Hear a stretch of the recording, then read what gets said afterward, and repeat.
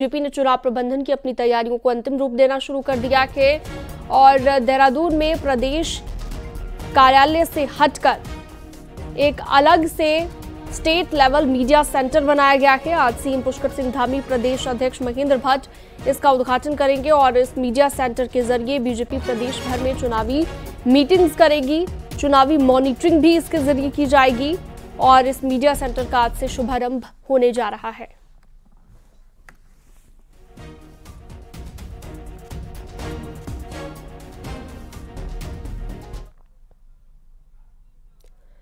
कांग्रेस अभी हरिद्वार और नैनीताल लोकसभा सीट पर अभी तक उम्मीदवार तय नहीं कर पाई है। आज शाम को 4 बजे दिल्ली में कांग्रेस सेंट्रल इलेक्शन कमेटी की मीटिंग होगी। वहां पर सीईसी मेंबर प्रीतम सिंह का यह कहना है कि कल मीटिंग के बाद दोनों सीटों पर नाम का ऐलान हो जाएगा। कल से लोकसभा चुनाव के नॉमिनेशन भी शुरू हो जाएंगे।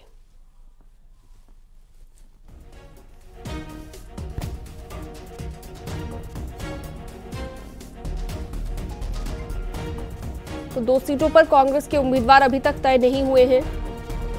माना जा रहा है कि आज ही इन दोनों उम्मीदवारों के नाम का ऐलान कर दिया जाएगा। हरिद्वार और नैनीताल से अभी तक उम्मीदवार तय नहीं किए गए हैं। आज दोनों उम्मीदवार घोषित किए जा सकते हैं।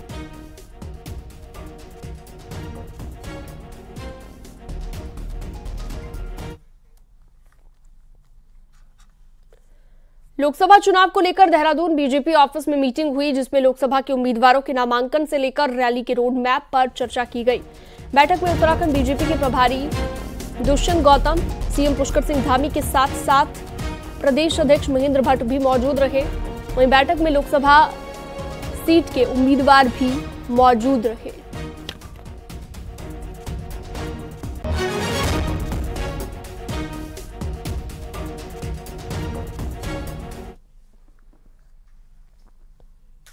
कांग्रेस छोड़कर आने वालों के लिए वोटिंग से एक दिन पहले तक दरवाजे खुले रहेंगे। अगले 2-3 दिन में बीजेपी कुछ और नेताओं को शामिल करने की तैयारी कर रही है।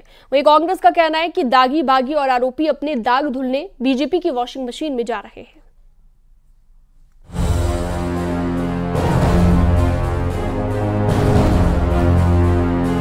बद्रीनाथ से कांग्रेस विधायक राजेंद्र भंडारी के बीजेपी में शामिल होने के बाद कांग्रेस को बड़ा झटका लगा है। एक दिन पहले तक राजेंद्र भंडारी कांग्रेस का गुणगान कर रहे थे, अगले दिन उसी ड्रेस में बीजेपी में शामिल हो गए। वहीं कांग्रेस प्रदेश अध्यक्ष किरण मारा ने कहा है कि यह कमाल बीजेपी के वॉशिंग मशीन मॉडल का है। इसमें दागी, बागी और आरोपियों के दाग धुल जाते हैं। उन्होंने ये भी कहा कि उन्हें कोई हैरानी नहीं होगी कि ईडी की जांच झेल रहे नेता भी बीजेपी में शामिल होते दिखे। वहीं खबर है कि अरग सिंह रावत, बहू अनुप्रीति रावत और लक्ष्मी राणा बीजेपी के संपर्क में हैं। लेकिन इस समय जो लोग जा रहे हैं वो डर से जा रहे हैं या लालच से जा रहे हैं, और बीजेपी के अध्यक्ष लगातार लालच दे रहे हैं। ज्यादातर लोग देखे जो ज्वाइन किए हैं उनके ऊपर किसी न किसी तरीके का मुकदमा भारतीय जनता पार्टी की सरकार ने करवाया हुआ है प्रशासन से, और वही लोग जा रहे हैं वॉशिंग मशीन में जाके धुल के बाहर आना चाहते हैं। कांग्रेस का आरोप है कि बीजेपी दबाव बनाकर और डर दिखाकर नेताओं को तोड़ रही है, लेकिन बीजेपी आरोपों को सिरे से नकार रही है। बीजेपी प्रदेश अध्यक्ष के मुताबिक वोटिंग से एक दिन पहले तक सबके लिए दरवाजे खुले हैं। डराने धमकाने का भी आरोप कांग्रेस लगा रही है कि जिन लोगों पे कोई केस चल रहा है वो इसलिए छोड़ के जा रहा है। कोई किसी प्रेशर में, राजेंद्र भंडारी के बारे में कि उनकी पत्नी जिला पंचायत रही, तमाम केसेस है, इस दबाव में यहाँ है। नहीं, कोई दबाव हम डालते नहीं है। जो न्यायालय का विषय होता है, कोर्ट का विषय, उसको अपने हिसाब से काम करते हैं, उसमें कोई विषय नहीं है। 1 महीने बाद तो चुनाव होना है, तो अब कितने दिन में आप ये सब पूरी तोड़ मतदान से एक दिन पहले तक, पोलिंग से एक दिन पहले तक जितने आएंगे सबको लेंगे। कांग्रेस चाहे जो कहे, पर बीजेपी का 400 पार का टारगेट क्लियर है और इसके लिए बीजेपी कांग्रेस के बूथ के नेता से लेकर विधायक तक को साथ जोड़ने का कोई मौका नहीं छोड़ना चाहती। न्यूज़ 18 के लिए देहरादून से दीपांकर भट्ट की रिपोर्ट।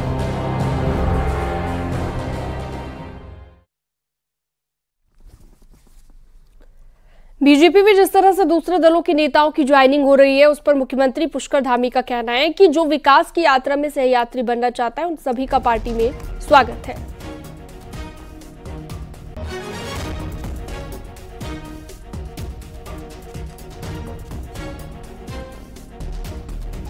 तो तो सीएम पुष्कर धामी का कहना है कि जो भी विकास यात्रा में शामिल होना चाहता है उन सभी का पार्टी में स्वागत है। विकास यात्रा में जो सहभागी बन रहे हैं, जो लगातार भारतीय जनता पार्टी ज्वाइन कर रहे हैं, उन्हें लेकर सीएम पुष्कर सिंह धामी ने ये बात कही है। ये हमारे प्रदेश अध्यक्ष जी पहले बता चुके हैं कि लगभग अभी तक जो अभियान हमारा चला है इसमें 6,500 से भी ज़्यादा लोग, तो बढ़ गई संख्या, 11,000 से ऊपर, अब 11,000 हो गई, 11,000 संख्या हो गई है। और उसमें जो भी आ रहा है सबका हम स्वागत करते हैं, क्योंकि हमारे प्रधानमंत्री जी का जो विकसित भारत का संकल्प है, एक भारत श्रेष्ठ भारत का संकल्प है, उसमें हर एक भारतवासी योगदान देना चाहता है। उत्तराखंड के अंदर भी जो भाई बहन जो भी कहीं हैं, अगर वो हमारे साथ जुड़ना चाहते हैं, इन कामों को आगे बढ़ाने के लिए सहयात्री बनना चाहते हैं, तो हमारे प्रदेश अध्यक्ष जी उनका स्वागत कर रहे हैं।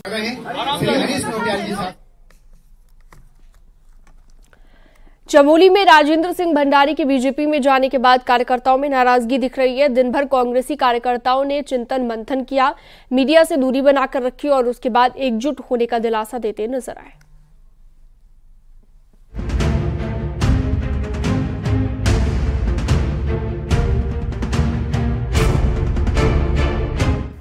मार्च को राजेंद्र भंडारी बीजेपी में शामिल हुए, उसके बाद कांग्रेसी कार्यकर्ताओं में नाराजगी दिख रही है।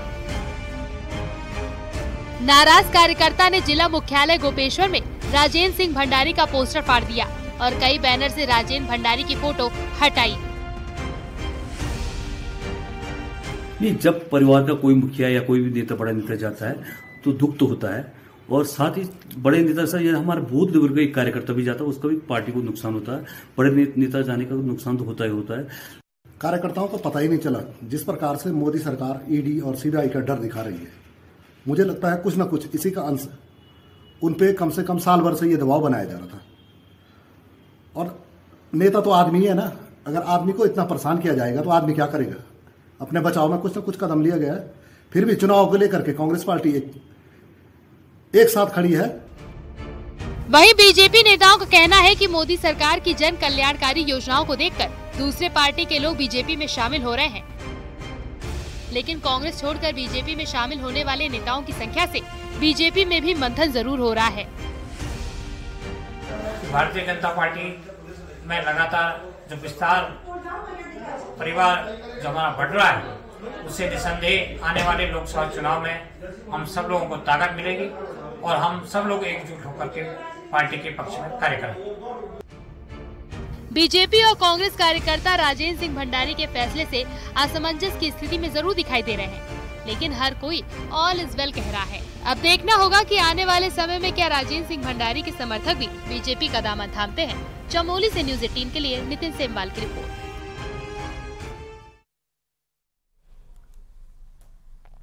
क्या गढ़वाल की ही तरह कुमाऊं में भी कांग्रेस में कोई बड़ी तोड़फोड़ होने वाली है? आखिर ये सवाल क्यों उठने लगा है, आपको दिखाते हैं रिपोर्ट में।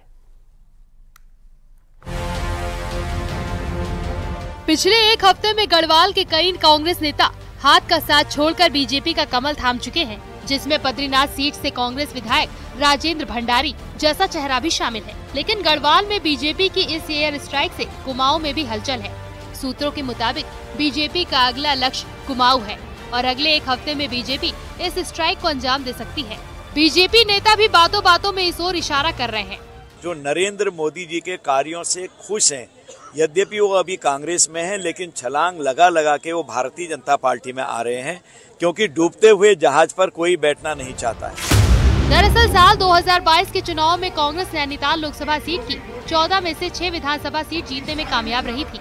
ऐसे में बीजेपी की कोशिश इन्हीं विधायकों पर डोरा डालने की है। हालांकि कांग्रेस के विधायक बीजेपी की रणनीति को उसका माया जाल करार दे रहे हैं। भाजपा जो है इस समय माया जाल फैलाकर बैठी हुई है। ठीक है, उनकी माया का जो एक जाल बना हुआ है, उनकी चुनावी एक मशीन है, उसकी हमें गुणवत्ता पता है, लेकिन जमीनी तौर पर धरातल पर लोग परेशान है। इस परेशानी की आवाज बनकर कांग्रेस आगे आई। सीमांत पिथौरागढ़ से लेकर ऊधम सिंह नगर तक कांग्रेस के 11 विधायक हैं। सूत्रों के मुताबिक इनमें से कांग्रेस के कुछ विधायक पार्टी संगठन से नाराज चल रहे हैं और कुछ अपना नया राजनीतिक भविष्य तलाश रहे हैं। ऐसे में नेताओं की एक्टिविटी पर सबकी निगाहें हैं। हल्द्वानी से न्यूज़ 18 के लिए शैलेंद्र नेगी की रिपोर्ट।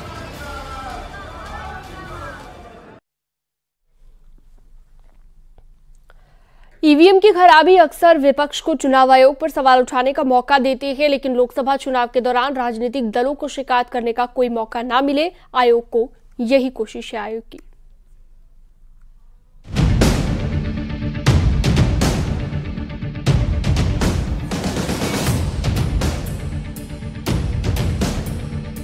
लोकसभा चुनाव के ऐलान के साथ ही नेताओं का चुनाव प्रचार जोर पकड़ने लगा है।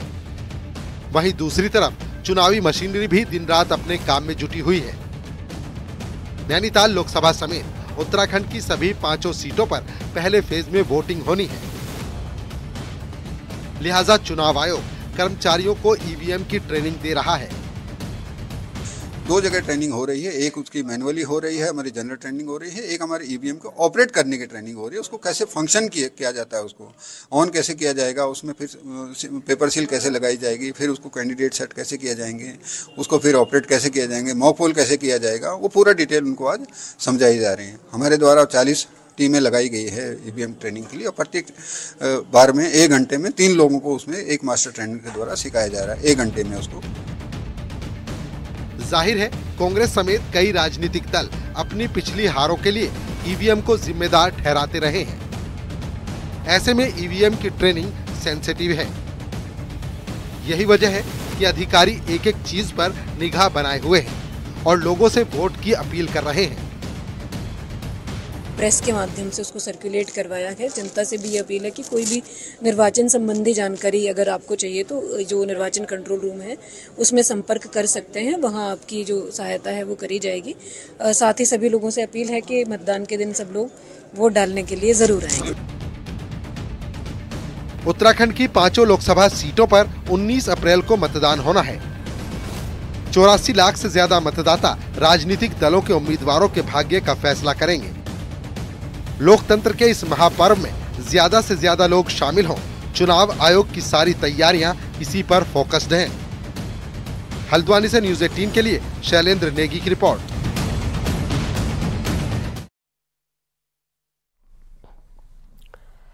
पौड़ी गढ़वाल सीट से बीजेपी के प्रत्याशी अनिल बलूनी ने कल अपने प्रचार अभियान की शुरुआत की। कोटद्वार में अनिल बलूनी ने एक जोरदार रोड शो किया, जिसमें प्रदेश अध्यक्ष महेंद्र भट्ट, कोटद्वार से विधायक ऋतु खंडूरी समेत कई नेता शामिल हुए। रोड शो कौड़िया चेकपोस्ट से झंडा चौक तक चला। रोड शो में बड़ी संख्या में बीजेपी कार्यकर्ता शामिल हुए। रोड शो के बाद अनिल बलूनी न्यूज़ 18 से खास बातचीत की। हमारे साथ मौजूद है अनिल बलूनी, जो बीजेपी के गढ़वाल संसदीय सीट से प्रत्याशी हैं। सर, क्या कुछ मुद्दे लेकर आप पब्लिक के बीच हैं? देखिए, हमारा ये कहना है कि देश के अंदर विकास की राजनीति हो रही है। आखिर हमारा गढ़वाल इस विकास की राजनीति से कैसे छूटे? हम केवल विकास की बात करने, जनता के चुनाव सामने है, आम चुनाव सामने है। हम कोई तू मैं की राजनीति नहीं करना चाहते, हम कोई आरोप प्रत्यारोप की राजनीति नहीं करना चाहते, हम कोई मामलों को डाइवर्ट नहीं करना चाहते। हम चाहते केवल विकास की बात हो। हमारी माताएं बहनें हैं, इनके घर में बेरोजगार बच्चे हैं, इनको रोजगार मिले, यहाँ विकास हो, जो लोग बीमार हैं उनके इलाज और अच्छे तरीके से हो। हम उस सब के लिए करना चाहते हैं। हम चाहते हैं कि जो मोदी का परिवार है वो और अच्छे तरीके से संपन्न हो, हमारे यहाँ और अच्छी तरह से खुशहाली आए, उसके लिए काम करना चाहते हैं। कर्णाश्रम में कोटद्वार क्षेत्र की एक बड़ी मांग रही है, आपने राष्ट्रीय स्मारक बनाने की बात कही है क्या? देखिए, हमने कहा है कि कर्ण आश्रम को राष्ट्रीय स्मारक बनवाएंगे, राष्ट्रीय प्रोजेक्ट परियोजना बनवाएंगे, और जिस प्रकार से अयोध्या में भगवान श्री राम का मंदिर बना है, उसी प्रकार से पूरी सरकार से बातचीत करके इसको एक राष्ट्रीय परियोजना बना के इसको एक बहुत ही वृहद स्तर पर इसका निर्माण करवाएंगे, और ये देश में ही नहीं पूरे विश्व के लिए एक पर्यटक स्थली इसको डेवलप करवाएंगे। सर, आप 2004 में भी यहाँ से चुनाव लड़ चुके हैं। कांग्रेस दिल्ली और पहाड़ का एक मुद्दा बना रही है, इस पर कुछ कहना चाहेंगे? देखिए, मैंने कहा ना, हमको अपने विषय से नहीं भटकना है। हमारे को चिंता है पलायन को रोकने की, हमारी चिंता है यहाँ पर रोजगारों को और तेजी से विकास करने की, हमको इन्वेस्टमेंट लाने की चिंता है। हम कहाँ इन फालतू बातों का जवाब देते रहेंगे? हमारा काम माताओं बहनों की सेवा करना है, यहाँ के नागरिकों की सेवा करना है। ये उल जलूल बातों के सवालों के जवाब में अगर विपक्ष ही पड़ेगा तभी तो ये हालत हुई उनकी। आज पूरी देश से मुक्त हो गई कांग्रेस इन्हीं उल जलूल बातें करके। हमको विकास करना है, सिर्फ इस पे सोचना है। तो आप अनिल बलूनी, आपका साफ तौर पर कहना है कि हमको किसी तरह के आरोप प्रत्यारोप में नहीं पड़ना, बीजेपी को हमको सिर्फ विकास की राजनीति करनी है, और वही हम इस संसदीय चुनाव में करने जा रहे हैं। कैमरा पर्सन संदीप नेगी के साथ सुनील नौप्रभात, न्यूज़ 18 देहरादून। आगे बढ़ते हैं। सीएम पुष्कर सिंह धामी ने सोमवार को मुख्यमंत्री आवास पर फिल्म विक्की विद्या का वो वाला वीडियो के अभिनेता राजकुमार राव, अभिनेत्री तृप्ति डिमरी और निर्देशक राज शांडिल्य से मुलाकात की है। सीएम धामी ने फिल्म से जुड़े सभी कलाकारों का स्वागत किया और कहा कि उत्तराखंड में फिल्म शूटिंग के लिए बेहतर वातावरण बनाने के लिए सरकार लगातार कोशिश कर रही है। इसके लिए राज्य के फिल्मकारों के अनुकूल प्रदेश में फिल्म नीति तैयार की गई है। फिल्म के कलाकारों ने मुख्यमंत्री को बताया कि फिल्म की शूटिंग ऋषिकेश में की जा चुकी है और देहरादून और प्रदेश के दूसरे क्षेत्रों में अभी शूटिंग चल रही है। इस मौके पर अभिनेत्री मल्लिका शेरावत, अभिनेता विजयराज, वर्ष शांडिल्य, भरत कुकरेती भी मौजूद रहे।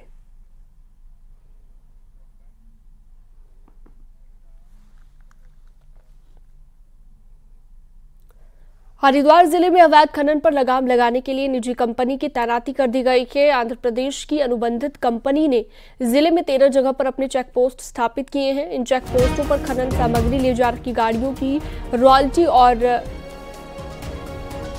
रेवन्यू की जांच की जाएगी।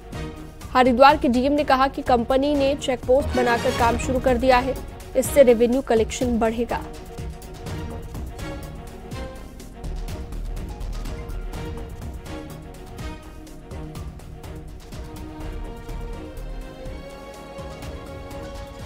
निजी कंपनी को इसका ठेका दिया गया है और जो भी रेवेन्यू उन्होंने देना था वो तो अपना वो अलग प्रोसेस है, लेकिन हमारे जनपद में 13 स्थानों पे उन्होंने अपना चेक पोस्ट लगा दिया है और वो हमारे लिए वाकई में फायदेमंद है। चारधाम यात्रा की तैयारी प्रशासन ने तेज कर दी है। बद्रीनाथ नेशनल हाईवे को हनुमान चट्टी से लेकर बद्रीनाथ धाम तक बीआरओ के द्वारा खोल दिया गया है। भारी बर्फबारी के बाद हाईवे बाधित था। नेशनल हाईवे पर अभी भी दोनों तरफ से 5 से 6 फीट तक बर्फ जमी हुई है। वहीं सड़क पर बड़े बड़े ग्लेशियर टूटकर आए हुए हैं। इसके साथ ही भारत के प्रथम गांव माणा तक सड़क खुलने से सेना और बीआरओ की गाड़ियां आसानी से अब पहुंच पा रही हैं। वहीं बद्रीनाथ धाम में बिजली लाइन भी क्षतिग्रस्त हुई है। उन्हें ठीक करने का काम जल्द ही शुरू कर दिया जाएगा।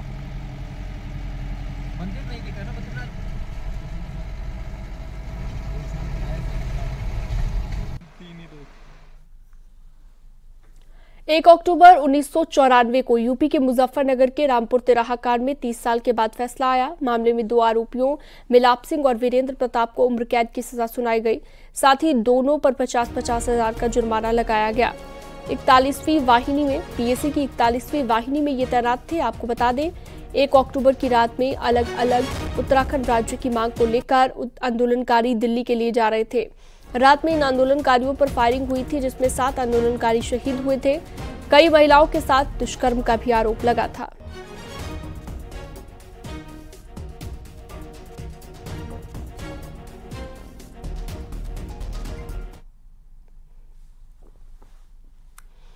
राज्य आंदोलन के दौरान हुए चर्चित रामपुर तिराहा कांड में पीएसी के 2 सिपाहियों को आजीवन कारावास की सजा सुनाए जाने पर सीएम पुष्कर सिंह धामी ने कहा कि लंबे वक्त से न्याय का इंतजार हो रहा था।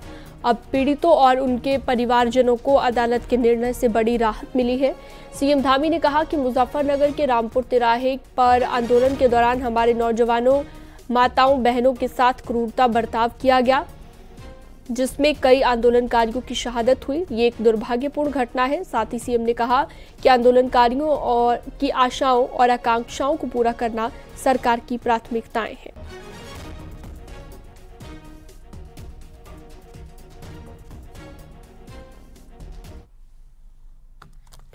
चलिए आगे बढ़ते हैं। एक तरफ तो चुनावी रंग है, दूसरी तरफ होली वाला रंग भी छा चुका है। विशेषकर कुमाऊं में मैदान हल्द्वानी में महिला होलियारों की टोलियां खूब रंग जमा रही हैं। आपको एक पूरी रिपोर्ट दिखाते हैं।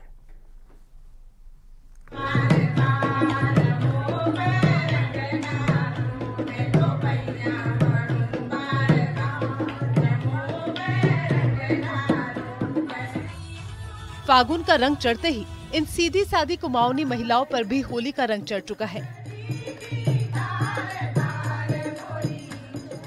जो महिलाएं कल तक घरों में बैठ की होली कर रही थी, वही अब इस तरह के मंचों में एक दूसरे की टोलियों को टक्कर दे रही हैं।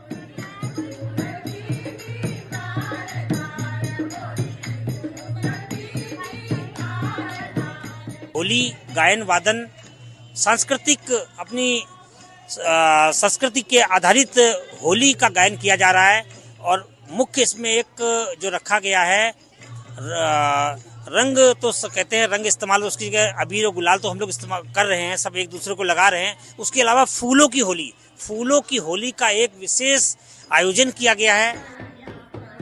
महिला होलियार को भी होली वाला ये मंच खूब पसंद आ रहा है और वो जमकर धमाल मचा रही हैं।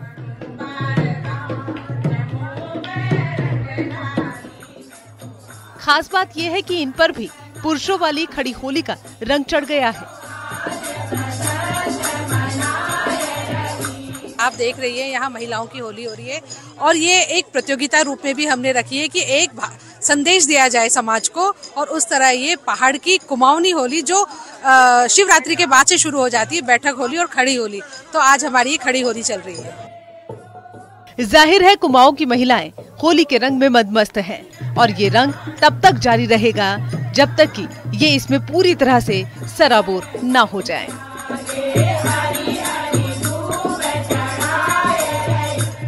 हल्द्वानी से न्यूज़ 18 के लिए शैलेंद्र नेगी की रिपोर्ट।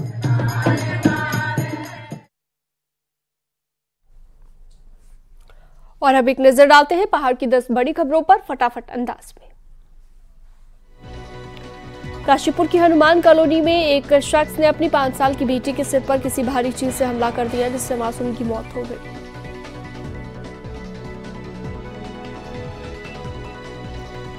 टिहरी में नेपाली मजदूर की हत्या मामले में पुलिस जांच कर रही है और फरार आरोपियों की तलाश जारी। पार्किंग निर्माण काम में लगे मजदूर की उसके साथी ने हत्या कर दी थी।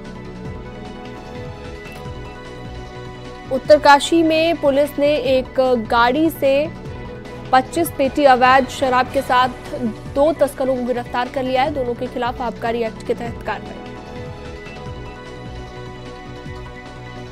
बागेश्वर में पुलिस और एसएसबी ने क्षेत्र में फ्लैग मार्च निकाला, मतदाताओं को जागरूक किया। हरिद्वार में प्रशासन चुनावी आचार संहिता लागू होने के बाद राजनीतिक बैनर और होर्डिंग लगाने में जुटा हुआ है। 48 घंटे के भीतर 10,000 बैनर होर्डिंग लगाए गए। रुद्रप्रयाग में प्रशासन ने लोकसभा चुनाव की तैयारियां तेज कर दी हैं। इसको लेकर मीटिंग की गई, जिसमें ईवीएम और वीवीपैट का प्रशिक्षण दिया गया। हल्द्वानी के एमबीपीजी कॉलेज में इन दिनों लोकसभा चुनाव की तैयारियां जोरों पर हैं। जिला निर्वाचन अधिकारी ने इन तैयारियों का जायजा लिया। लोकसभा चुनावों को लेकर पिथौरागढ़ प्रशासन ने सभी तैयारियां पूरी कर ली हैं। निष्पक्ष और शांतिपूर्वक तरीके से चुनाव के लिए फोर्स जिले में आ गई है। रुद्रप्रयाग में लोकसभा चुनाव को लेकर निर्वाचन विभाग बारीकी से तैयारी कर रहा है। चुनाव में उम्मीदवार द्वारा जितना खर्चा होगा उस पर भी निगरानी होगी। बागेश्वर के बीडी पांडे कैंपस में होली मिलन कार्यक्रम का आयोजन किया गया, जिसमें छात्र छात्राओं ने एक दूसरे को गुलाल लगाकर होली की शुभकामनाएं दी।